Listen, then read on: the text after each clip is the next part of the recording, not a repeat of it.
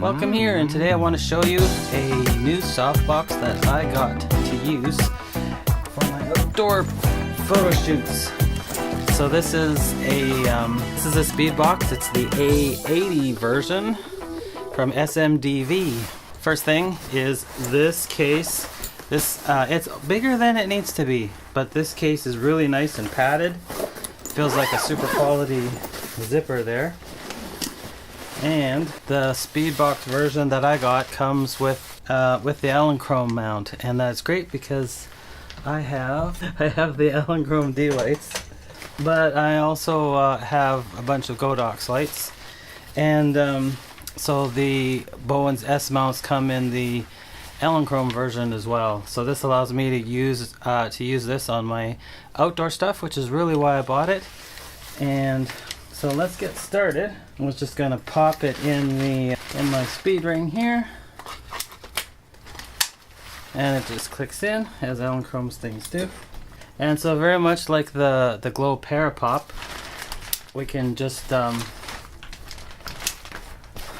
pop these guys in. It almost makes you wonder who copied who, you know? And I don't know. And we're not here to even say. But there you go. We have the Speedbox. So you can see there's these little points here, which I thought were metal, but they're plastic. But we'll get into the details a little bit more there. And if you look over here, this main ring that everything snaps onto, that is made of metal. So that was another selling point for me on this Speedbox. This is 32 inches, and it looks like it's not really fitting. And I measured it. It's actually 31 for real usable stuff. And up till now, I've been using, for my outdoor stuff, I've been using the Godox SD7. Compare them, if you can see. It's seriously smaller. Seriously smaller. So this is going to be quite a bit bigger.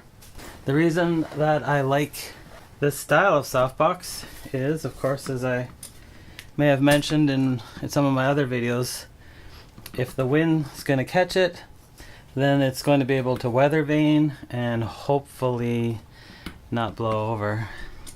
It is very light. I was surprised.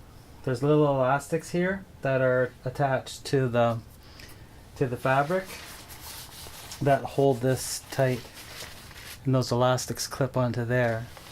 And then if you were to look over at the other end, these things hook in here. So these rods, you could unhook them here, undo the elastic, and then just pull them out. And when it came new, a lot of these weren't hooked in to this part, but they were all in the tubes, right? So then I had to poke these rods in this hole and then hook the elastic in on the inside. I'm wondering if this is also very similar to the Aperture softboxes or not, but I don't have one of those to play with. So maybe I'll undo a couple of these guys. Just enough so that you can see inside. Hopefully that's enough for you to see how smooth that is on the inside. It's very nice. But anyway, while we have this position like this, so you may be familiar with the Godox AD200, and it comes in from the back here. So that is how I usually position it in the bracket, so you're not clamping on this head, so you're clamping on the body of the flash unit.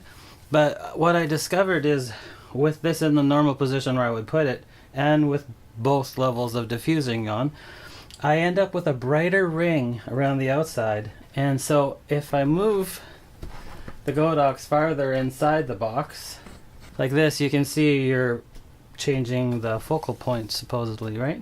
And then I noticed that this ring gets bigger. And whether that matters or not, we're not sure in the end, whether the photos will look any different.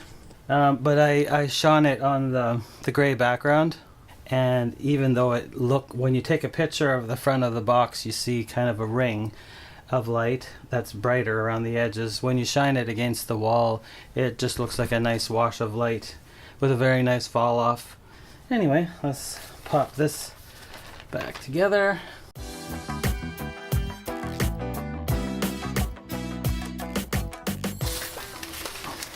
So this softbox has 12 sides.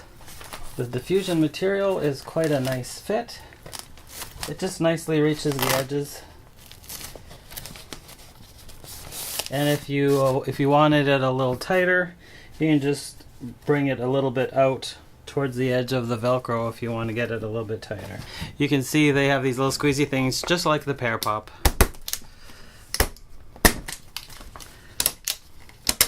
Sometimes it does one and not the other if you don't squeeze it all the way.